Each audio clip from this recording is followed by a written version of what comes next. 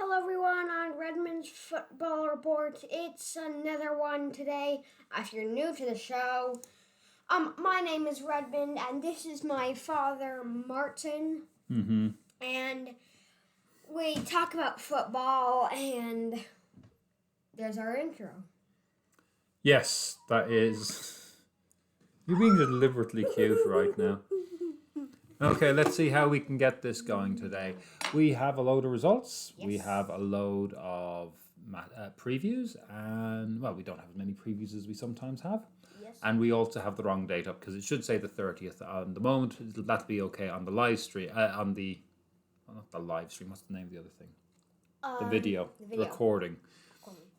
But anyway, shall we crack on? What have you been up to this week or this weekend? Well, What do they need to know? Thumb out.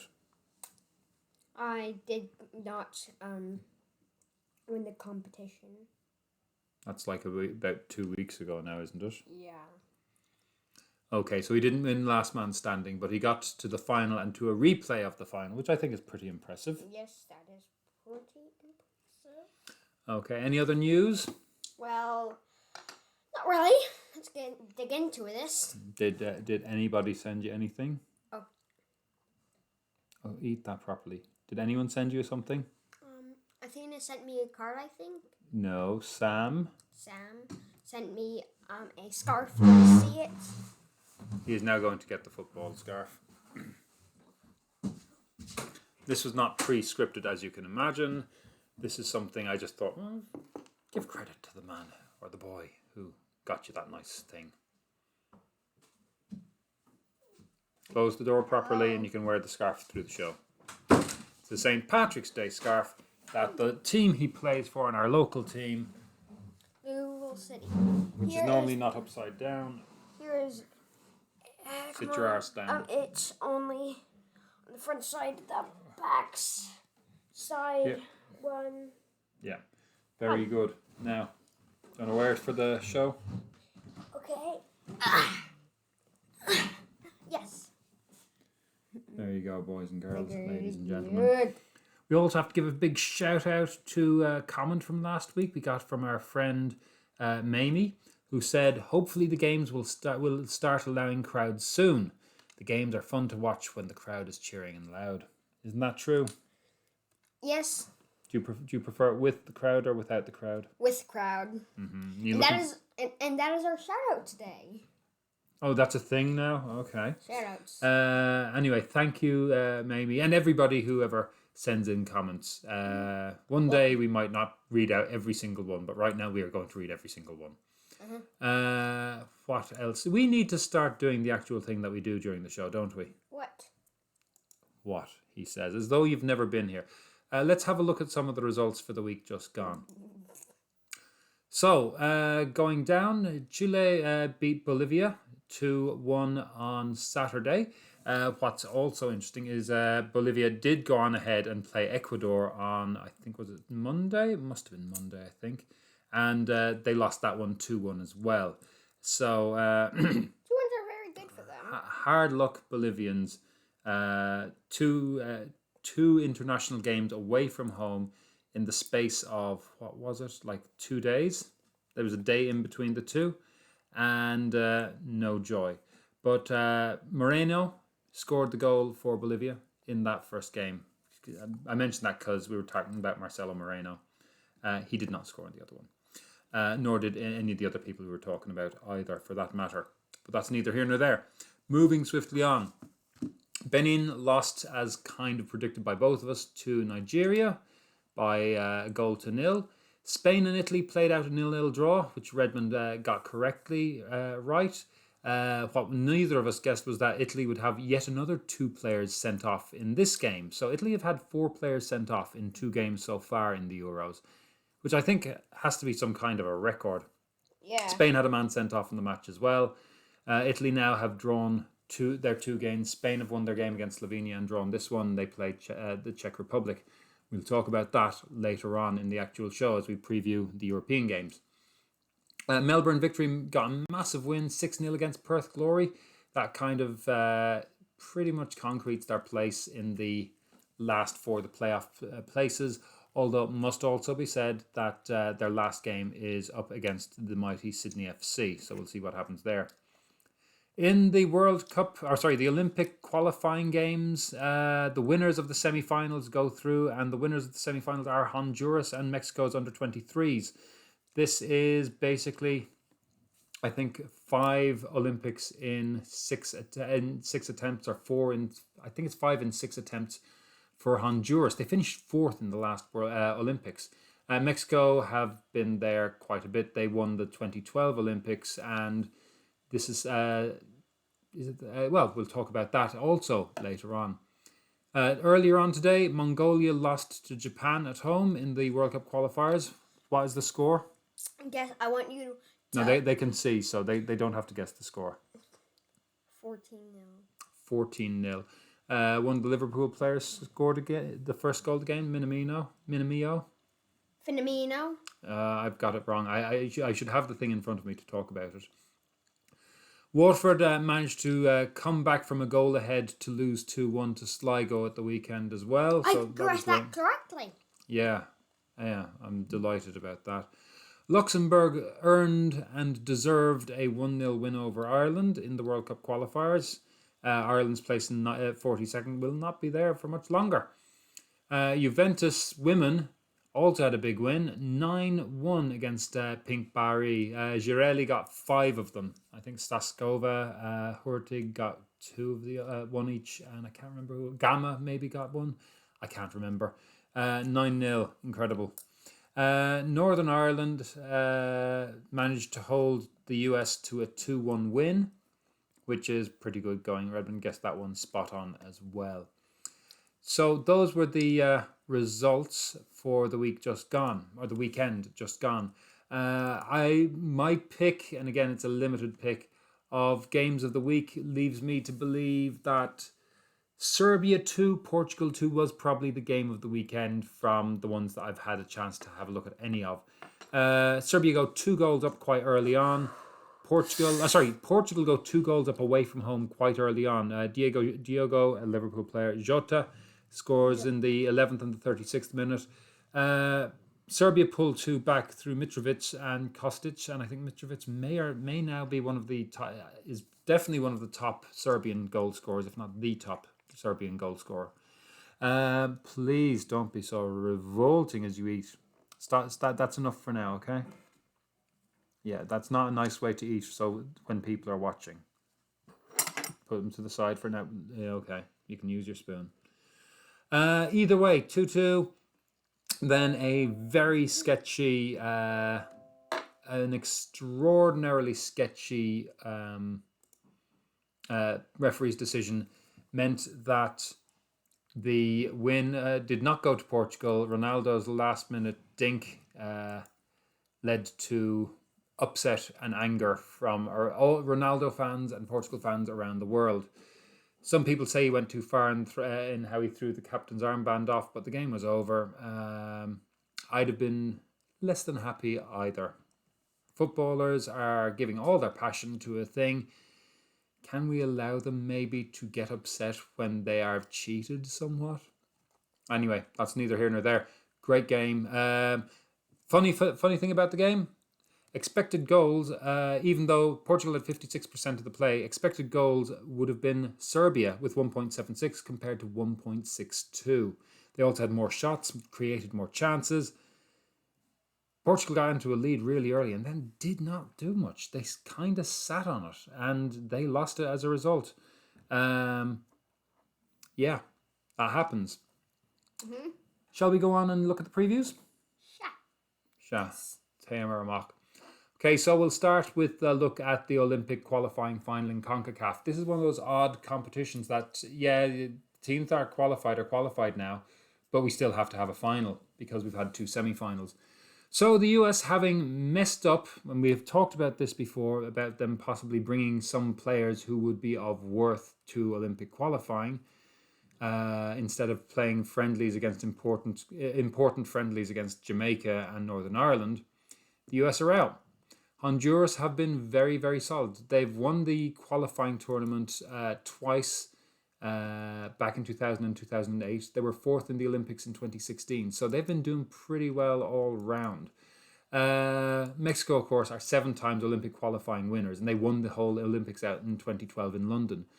So we've got 2 big teams here in terms of, realistically, under 23s in CONCACAF. Honduras have really shown their worth.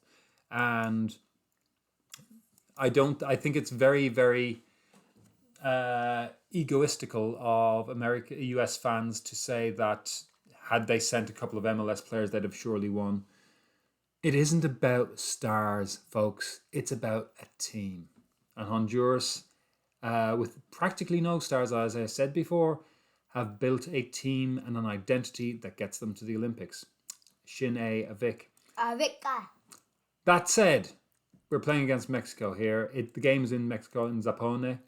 I don't know if that's the right pronunciation, but that's my pronunciation at the moment. Till somebody please do correct me. Redmond, what do you think is going to be the score between Honduras and Mexico's under 23s in the Olympic qualifying final? 2-0 Mexico. 2-0 to Mexico. I agree. As always, he puts in his scores first, so there's quite a few today. I'd have said that. I had to go therefore for a 1-0 win. Sticking to the underagers and sticking to tournaments that qualify and stuff, we're going to have a look at the Euro under 21. Then we're actually going to go back to group, I think it's C. The group of Italy, Spain, Slovenia and the Czech Republic. Mentioned it a little bit in passing with the Spain-Italy game.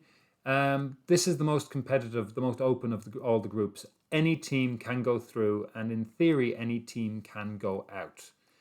Currently, Spain are sitting on top on 4 points, followed by Italy and the Czech Republic, both on 2, having drawn their game between them and drawn against Slovenia and Spain the last day. Even Slovenia, who've a single point, if they beat Italy and Spain beats the Czech Republic, they go through. So or even Spain drawing with the Czech Republic. So a lot of things can happen right now. It's actually really exciting. The tournament is taking place in Slovenia, so they have a big impetus to get some kind of result out of the game with Italy. I mean, they would have done anyway because, they would have done because they want to win games, but they are at home, although I don't know if there's any crowds in it. Italy have had 4 players sent off in 2 games, so that's an interesting disciplinary issue that we might see later in the tournament if they go through, or perhaps even if they don't. Redmond, let's start with Italy against Slovenia under 21 level. What's the score going to be? 2-0 Italy. I'm going to go with 2-1 Italy. This is not a golden Italian side, but there are players like there's a couple of players in there who can do some business. I mean, they're going to be technically good. Mm-hmm. Slovenia, tiny country. They're going to have to bring their best game. Redmond, Spain against. So I'm going 2-1 Italy over Slovenia. Redmond, Spain against the Czech Republic. I think Spain can do something. With a good game, and they get a 3-1 win. I'm more, what's the word I would use? Circumspect about the result. I think it's going to be very close because the Czech Republic want it, but I think it's going to end up 1-0 to Spain. And the Czechs out, Italians through based on my thinking. Based on Redmond's thinking, it's actually the same story. Moving south, we're going to Africa now. Guinea-Bissau play Congo in the African Cup of Nations qualifying rounds. We have the 119th team in the world playing that's hardly the 19th team in the world. No, it isn't. The 92nd team in the world. I see the error of my ways. 119th is Guinea-Bissau. 92nd is Congo. These numbers all will be shaken up shortly after all these results of matches. Basically, Guinea-Bissau are 3rd in the qualifying group, while Congo is 2nd. There's a 2-point gap between them, 6 and 8. This is the last game of the group. Senegal have already qualified for the finals from this. Eswatini are already out, even though... and it's even enough... Get that down. That's not nice. Get your feet down. It's even enough a battle for the 2nd qualifying place. It's a big tournament this year. It's going to 24. It's up to 24, so... top 2 teams go through. simples, so to speak. The tournament's actually not taking place for a year. It's going to be on in January, February 2022. It should have been January, February this year. Congo's changed its name so many times. So since 1990-ish, when they became the Republic of Congo, they've been 3 times. But they've only been there in 92 in 2000, and then in 2015. They got to the quarterfinals though in 2015. They won it back in 1972 and are, I think, runners-up the following tournament. Guinea-Bissau, in contrast, which was formerly a part of Portugal up until really recently, the 70s or the 80s, they have only been to 2, but they were at the last 2 tournaments. Out of 6 games they've played, they've managed to draw 2 and lose the other 4. So Redmond, Guinea-Bissau, Congo, what are you thinking? Guinea-Bissau has nothing against the big Congo with a 3-0 win for them. That's done now. Leave that alone. I'm inclined to agree for the most part, but I think it's going to be a much tighter game. And I think Guinea-Bissau will draw 1-1, which will put them out. It is a home game, though. That might be a difference. Feet down. I've said this before, and I'll say it again. Feet down. Thank you. Where are we going now? We are going to take that away. Stop messing with your big Kiwi hands. Sit. We're nearly there. We're not too far to go. Going to South America now. We're going to the Colombian League, and this is is this mislisted? Yeah, no, this is rightly listed at the end. America de Cali against Millonarios, 2 big teams in Colombia. We have the second and third, or joint second, third, whatever way you want to put it, most successful teams in the league. They've both managed to get 15 league wins over the years, compared to Athletic Nacional, who've won it 16 times and is the most successful. Currently, this is a game between 9th and 4th in the division. 22nd place against 22 points against 26 points. America de Cali are just right now in 9th, outside of the championship playoff places, but they're still only 6 points from first, and 4 points from 4th. So Athletic Nacional are in first, by the way. It's either 14 or 15 games played for most teams. These 2 are both on 14. There are 19 teams in the division this year, playing each other just once before championship playoffs, which means that for these 2 teams there's 4 games left, which with an only a 6-point gap between first and 9th will make a big difference.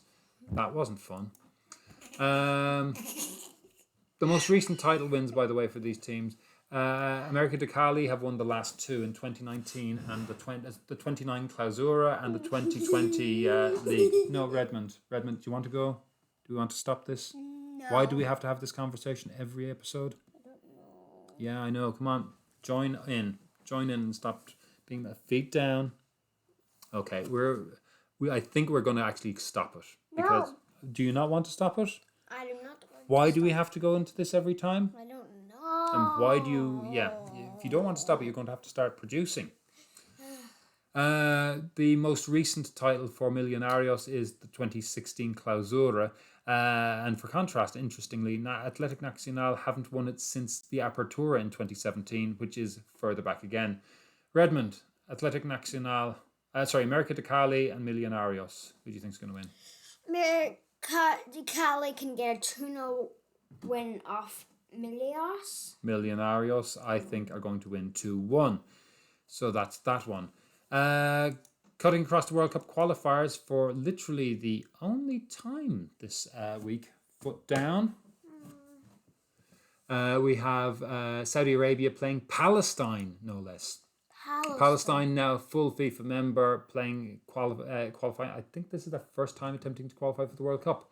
Either way, Palestine, stop. Stop now. Get it off. I asked you to stop.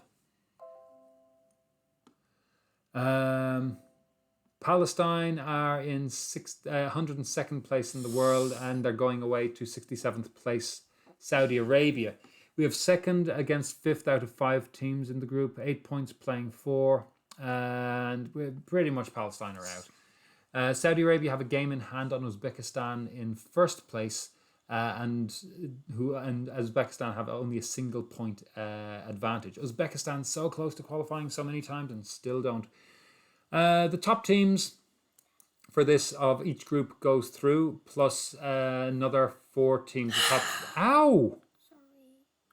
The top 4 runners-up go through to the next round as well, which means that 4.5 teams, I think third team in each group in the second round will go into a playoff against each other, and then the winner of that will go on to play somebody in the World Cup playoffs.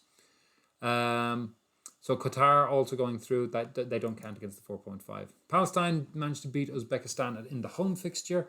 They held Saudi Arabia in their home fixture as well to a 0-0 draw, but they lost their away games to Uzbekistan, Singapore and Yemen. So they're not there yet, but they're good in their home games. But this is an away game for them. So Redmond, what do you think is going to happen between Saudi Arabia and Palestine?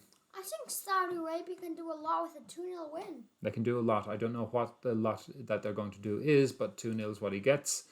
This is one of only 2 World Cup qualifiers on this week for Asia, as in today. And the other one was the 14-0. I don't think we'll see that. I think it's going to be a lot closer. Palestine haven't lost their games by more than a goal. 2-1, I think, to Saudi Arabia in this game, as the Palestine learning curve continues. We have a game now between Qatar and Ireland. Speaking of Asia, this one's taking place in Budapest, even though it's the Qatari home fixture, supposedly. Qatar currently 58th in FIFA compared to Ireland, who are at 42. They managed to beat both Azerbaijan and Luxembourg in their games. As I've said before, Qatar are playing sort of as the 6th team in our group. That's where they've been drawn, so they play whoever's not playing that week. It's a pretty unique situation to have them in the group, and it's also a pretty unique situation in that there is an expectation that there may some Irish players tonight stage some form of a protest, maybe showing shirts before the game, complaining about the shocking treatment of migrant workers in Qatar in developing this World Cup. Now, as a friend of mine was saying, another friend of his said, "Oh yeah, I'm not going to watch the game at all. If England qualify for the final, I won't watch it." And my other friend said, "If we look at England's history, then you couldn't really watch any England game." And this is true. There is no...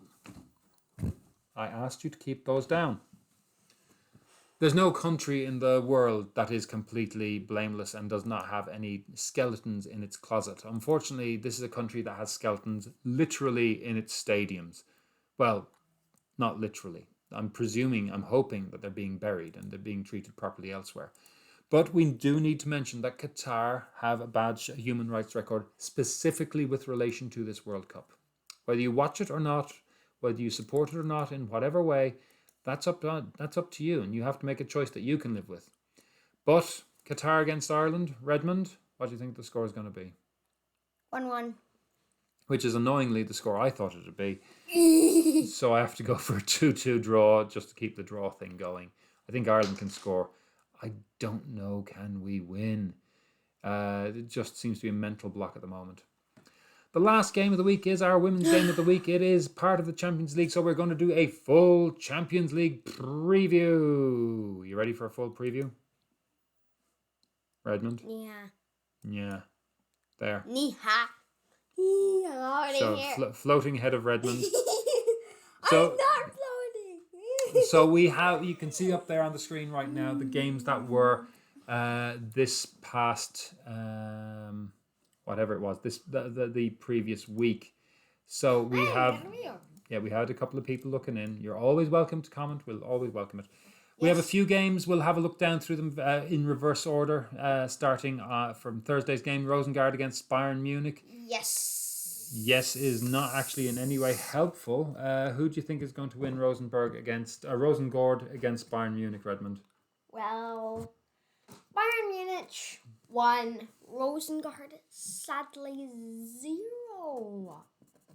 I think Bayern Munich will probably win as well. They're a very, very strong team. And amazingly, they've not gotten to the final yet in the Champions League, I don't think. Olympic Lyonnais, a goal up already against Paris Saint-Germain, and they hosted, presumably at the Groupama. Who do you think is going to win this one, Redmond? What game? I think Olympic Lyonnais can get a 2-0 win off it. I think Lyonnais will get their way through, maybe a win. I think probably a win. They're not as worried about the league, I presume, at this point, because Paris Saint-Germain are doing quite well now.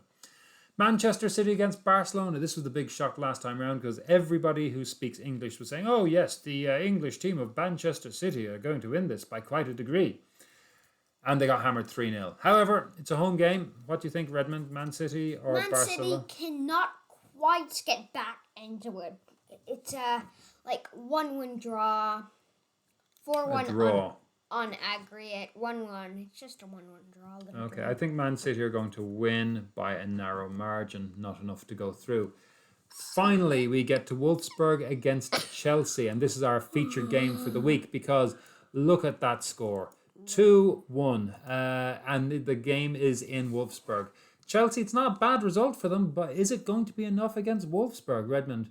Do you think that a 2-1 lead going to the away game is going to be enough for Chelsea? I don't think You don't think? so. Oh, you don't think so? Okay, well... I think Chelsea can score a goal, but Wolfsburg get a goal also.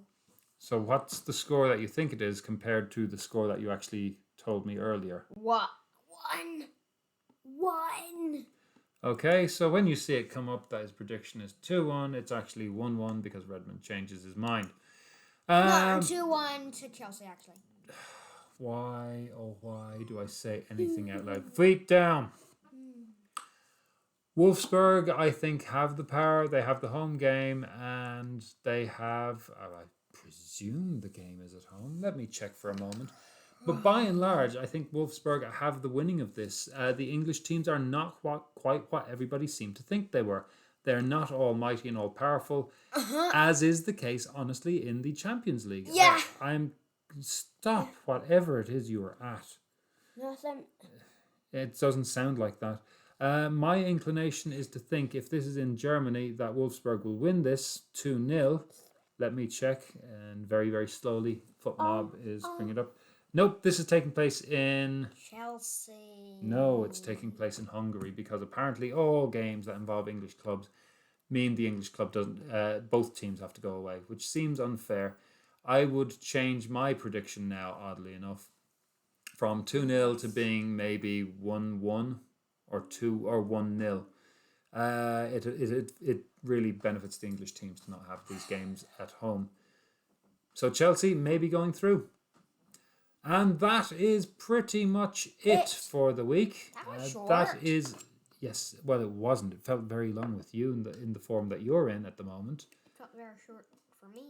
Yeah, you are very short. That's a different thing. I am very tall. Are you? Sit. Yeah. And you did the things I tell you never to do. Well done. This may be the last one because I don't know how many more of these I can manage with this kind of behaviour. Folks, do you want to take him out, Redmond? Bye, everyone, on Redmond's Football Report. See yous.